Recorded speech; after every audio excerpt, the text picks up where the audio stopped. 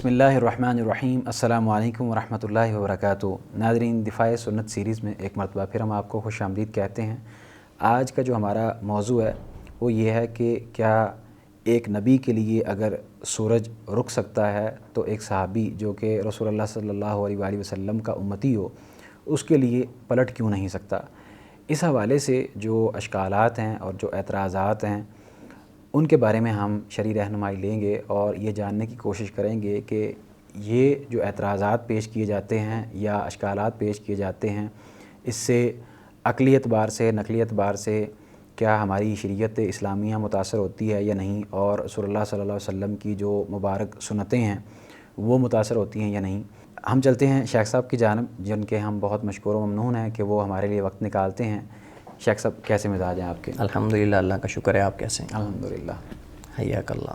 شیخ صاحب، دوران جہاد حضرت یوشع علیہ السلام کے لیے باقاعدہ سورج کو روک دیا گیا تھا، یہ ہم اکثر سنتے ہیں، روایات میں آتا ہے، ملتا ہے ہمیں۔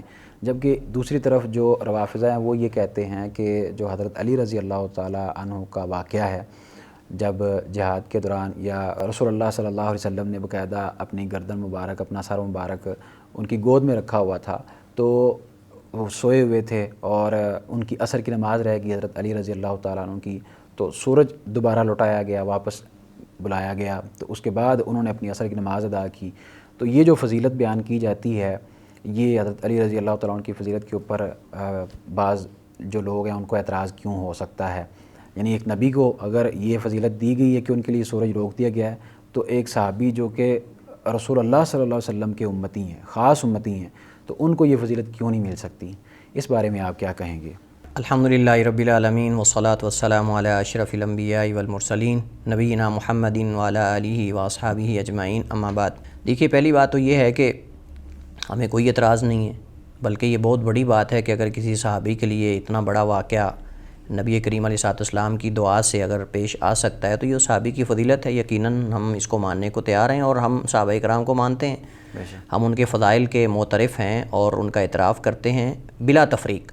بلا تفریق یہ نہیں کہ ہم بعض صحابہ کرام کی شان میں غلو کر دیں اور بعض کے فضائل کو نظر انداز کر دیں، ایسا نہیں۔ ہم تمام صحابہ کرام کے فضائل و مناقب کا اعتراف کرتے ہیں اور جو صحیح سند سے ہم تک پہنچتے ہیں ہم ان کو ہم کہتے ہیں ہمارے سارا آنکھوں پہ ہیں، ہم ان کو تسلیم کرنے کے لیے، بلکہ صحابہ کرام سے محبت، مودت اور یہ ایمان کی علامت ہم سمجھتے ہیں اور ایمان میں سے ہم اس کو سمجھتے ہیں۔ تو صحیح سند کے ساتھ اگر ثابت ہو جاتا ہے تو ہم اس کو تسلیم کریں گے بالکل۔ کون ہے، میرے خیال میں تو کوئی ایسا مسلمان مومن نہیں ہے جو ایمان اس کے دل کے اندر اور کسی صحابی کے بارے میں کوئی ثابت شدہ جو روایت ہے اس کے فضائل کے اندر اس کو چھپائے یا اس کو جو ہے وہ نظر انداز کر دے۔ رہی بات یہ کہ یہ جو ذکر کیا جاتا ہے کہ اگر یوشع علیہ السلام کے لیے اگر سورج جو ہے وہ غروب ہونے سے رک سکتا ہے تو کیا حضرت علی رضی اللہ تعالیٰ عنہ کے لیے یا کسی صحابی کے لیے بھی وہ غروب ہونے کے بعد واپس کیوں نہیں آ سکتا؟ تو ہم نے کہا کہ ممکن ہے، عقلی طور پہ اللہ تعالیٰ قادر ہے، لیکن صحیح سند سے ثابت ہو۔ دوسری بات یہ ہے کہ سورج کا غروب ہونے سے رک جانا اور ہے، لیکن اس کا غروب ہو کر واپس آنا یہ اور ہے۔ سورج کے غروب ہونے سے رک جانا کچھ دیر کے لیے، اس سے احکام متاثر نہیں ہوتے، بہت سارے احکام متاثر نہیں ہوتے، لیکن سورج کے غروب ہو کر واپس آنے میں بہت سارے احکام متاثر ہوتے ہیں۔ تو مثلا سورج جب رک جاتا ہے کچھ دیر کے لیے تو اس سے جن کے روزے ہیں یا دیگر مطلب سورج کے ساتھ جو احکام معلق ہیں وہ متاثر نہیں ہوتے، صرف یہی ہے کہ کچھ دیر کا روزہ زیادہ لمبا ہو جائے گا، جہاں لوگ جن کو اس چیز کا، اور دوسری بات یہ کہ اس کا پتہ بھی نہیں چلتا، اس چیز کا عام لوگوں کو پتہ بھی نہیں چلتا تاکہ ان کے احکام جو ہیں وہ متاثر ہوں۔ تو بس یہی ہے کہ تھوڑا دن لمبا ہو گیا، یہی ہے۔ لیکن جب سورج غروب ہو کر واپس آتا ہے نا تو یہ ایک پوری دنیا کے اندر ایک مطلب خصوصاً اس علاقے کے اندر جہاں یہ واقعہ پیش آتا ہے وہاں لوگوں کو پتہ چلتا ہے اور وہاں ان کے احکام متاثر ہوتے ہیں۔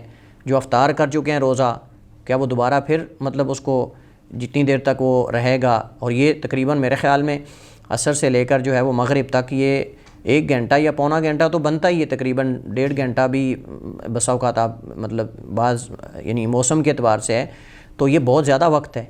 تو اگر اتنی دیر سورج غروب ہونے کے بعد لوگ نمازیں پڑھ چکے ہوں اور سب کچھ کر چکے ہیں اور پھر دوبارہ سورج طلوع ہو جائے تو یہ ایک مطلب آپ دیکھیں جو نظام کائنات ایک معمول کے مطابق چل رہا ہے اس سے ایک آپ سمجھ لیں غیر معتاد چیز ہے، تو اس سے احکام متاثر ہوتے ہیں۔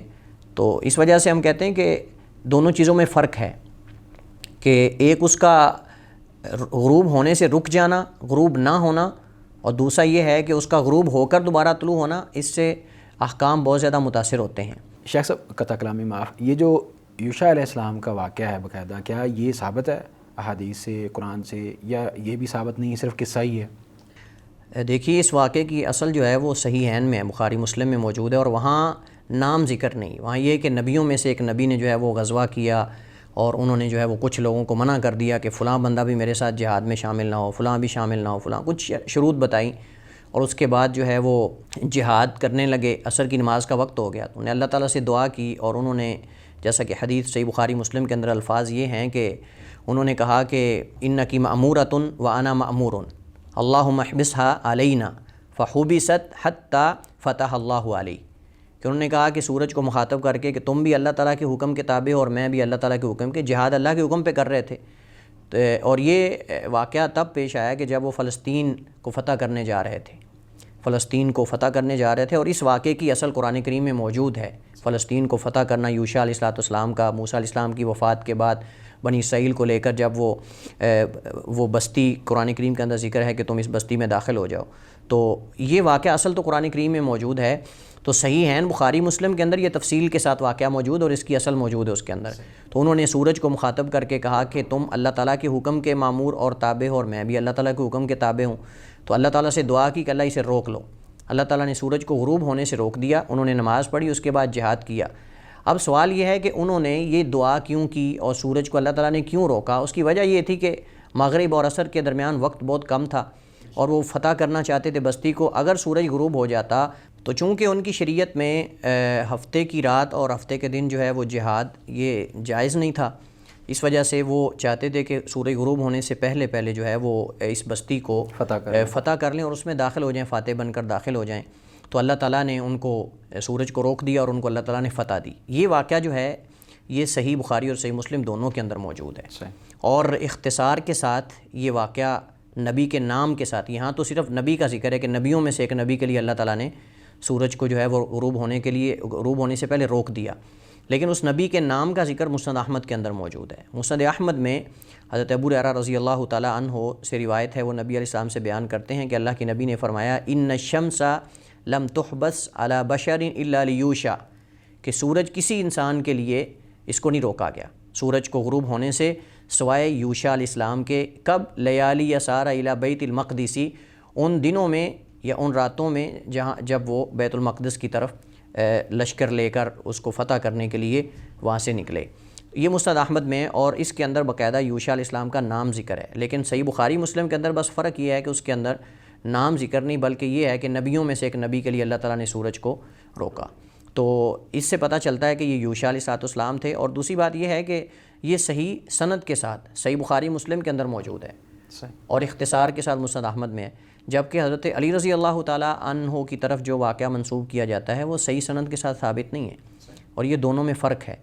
یہ صحیح سند کے ساتھ جب صحیح ترین حدیث کی کتابیں ان میں موجود ہے، معتبر جو حدیث کی اتھینٹک کتابیں ہیں جو کہ کتب الجوامع ہیں، کتب سنن اور مسانید کے اندر ہے، جبکہ وہ جو ہے وہ جو حدیث کی معتبر کتابیں ان میں سے کسی کتاب کے اندر بھی واقعہ وہ موجود نہیں ہے، تو اس اعتبار سے بھی ان دونوں میں فرق ہے۔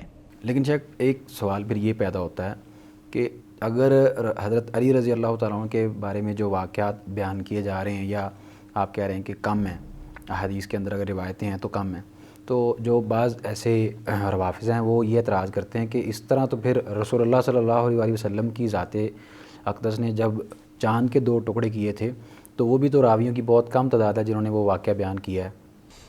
دیکھیے یہاں تعداد کو ہم بات نہیں کریں گے، ہم نے اس اعتبار سے تو کہا ہی نہیں کہ اس کو مطلب کہ 1-2 راویوں نے روایت کیا اس وجہ سے ضعیف ہے یا اس وجہ سے یہ واقعہ صحیح نہیں، ہم نے تو یہ نہیں کہا۔ ہم تو کہتے ہیں کہ کوئی واقعہ اگر اس طرح کا جو نظام کائنات کے حوالے سے اتنا بڑا معجزہ اگر ہے، نبی علیہ السلام کی دعا سے اللہ تعالیٰ نے علی رضی اللہ تعالیٰ عنہ کے لیے جو ہے وہ امت کو دکھایا ہے، تو وہ صحیح سند سے ہم تک پہنچے۔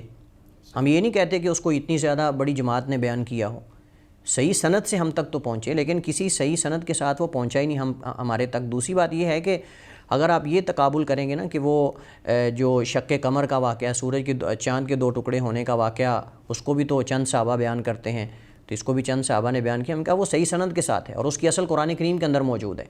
قرآن کریم میں اس کی اصل موجود ہے اور اس کی تفصیل صحابہ کرام نے بیان کی ہے.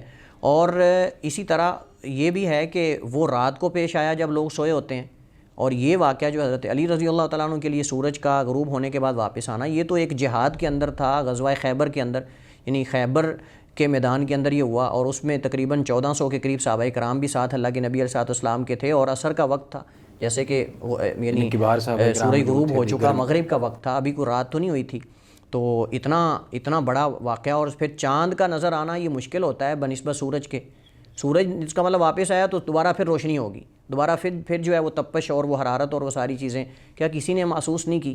اتنی بڑی جماعت. یہ جو کہا جاتا ہے نا کہ صحابہ کرام نے علی رضی اللہ تعالیٰ عنہ کے ساتھ نعوذ باللہ عداوت کی وجہ سے ان کے فضائل کو بیان نہیں کیا، تو اس وجہ سے اس کو روایت کرنے والے راویوں کی تعداد بہت کم ہے.